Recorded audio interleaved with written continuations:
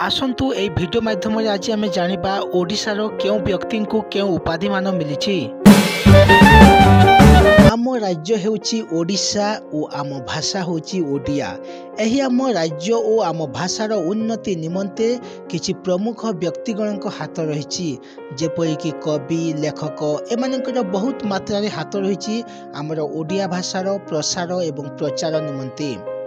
तो से प्रमुख व्यक्तिगण कर्म को आधार करी तांको उपाधि मान मिली।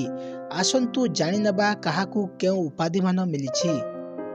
अति बड़ी हेउचंती जगन्नाथ दास, आदिकवि सारला दास, भक्त कवि मधुसूदन राव, व्यास कवि फकीर मोहन सेनापति, व्यंग कवि गोदावरीश महापात्र, विप्लव कवि रवि सिंह, छंद कवि राधा मोहन गडनायक, गण कवि वैष्णव पाणी, दरदी कवि विश्वनाथ कर, गाथा कवि गोदावरीश मिश्र, गीति कवि गोपाल पट्टनायक, कोकिला कवि भगवान पति, संथ कवि भीम भोई, स्वभाव और प्रकृति कवि होछंती आम गंगाधर मेहेर, प्रेमिक कवि मायाधर मानसिंह, सबुज कवि बांछानिधि दास, कांत कवि लक्ष्मीकांत महापात्र, चारण कवि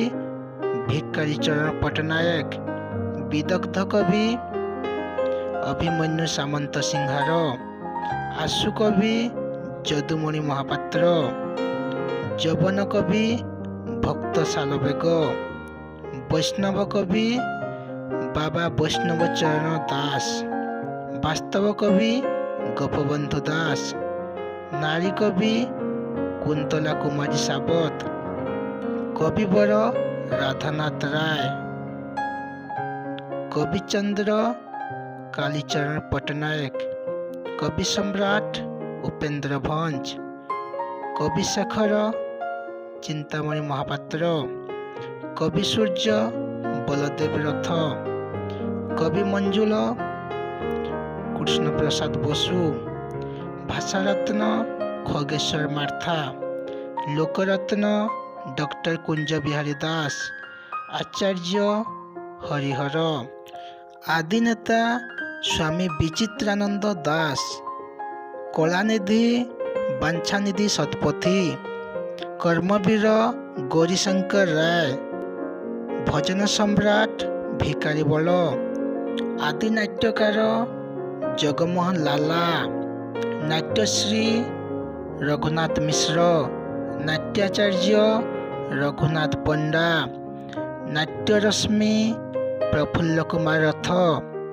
नाट्य भारती अश्विनी कुमार घोष, नृत्य प्रवीणा संयुक्ता पाणिग्राही, बाणीकंठ निमाई चरण हरिचंदन, बाणीभूषण मृत्युंजय रथ, भूमिपुत्र विजु पट्टनायक, नेताजी सुभाष चंद्र बोस, गजपति पुरी गजपति महाराजा श्री श्री दिव्य सिंह देव, गायक सुधाकर बालकृष्ण दास, गायक भास्कर जगन्नाथ बेहरा, गायक सम्राट विश्वनाथ पाट जोशी, गायक सुरमणि रघुनाथ पाणिग्राही, गायक शिरोमणि निरंजन कर, गायक रत्न हरिनाथ, गायक रत्नाकर कान्हचरण पति शर्मा। आम उत्कल गौरव हेउचंती मधुसूदन दास, आम उत्कल मणि हेउचंती गोपबंधु दास, आमर उत्कल घंट हेउचंती जदुमणि महापात्र, आम उत्कल भीम हेउचंती पद्मचरण पट्टनायक, आम उत्कल रत्न हेउचंती विश्वनाथ मिश्र, आम उत्कल भारती हेउचंती कुंतला कुमारी सावत, आमर उत्कल पाणिनि हेउचंती डॉक्टर धनेश्वर महापात्र, आम उत्कल बाचस्पति हेउचंती गौरी कुमार ब्रह्मा, आम उत्कलर बाबर हेउचंती गजपति कृष्णचंद्र नारायण देव, आम उत्कलर नेपोलियन हेउचंती ସମ୍ରାଟ ଖାରବେଳ। କଳିଙ୍ଗର ଗାନ୍ଧୀ ହେଉଛନ୍ତି ଚନ୍ଦ୍ରଶେଖର ବେହେରା। ଓଡ଼ିଶାର ମଦର ଟେରେସା ହେଉଛନ୍ତି ପାର୍ବତୀଗିରି। ଆମେ ଜାଣିଲେ ଆମ ଓଡ଼ିଶାର ବିଭିନ୍ନ ଉପାଧି ଓ ଉପାଧି ପାଇଥିବା ବ୍ୟକ୍ତିଗଣଙ୍କ ବିଷୟରେ। ଆଗାମୀ ଭିଡ଼ିଓରେ ଜାଣିବା କେଉଁ କବି ଲେଖକ କେଉଁ ଲେଖାମାନ ଲେଖିଯାଇଛନ୍ତି। ଭିଡ଼ିଓଟି ସମ୍ପୂର୍ଣ୍ଣ ଦେଖିଥିବାରୁ ଧନ୍ୟବାଦ। ଭିଡ଼ିଓଟି ଭଲ ଲାଗିଥିଲେ ଲାଇକ୍ କରିଦିଅନ୍ତୁ ଏବଂ ମୋ ସହ ଯୋଡ଼ି ହୋଇ ରହିବା ପାଇଁ ଚ୍ୟାନେଲକୁ ନିଶ୍ଚିତ ସବସ୍କ୍ରାଇବ୍ କରିକି ରଖନ୍ତୁ।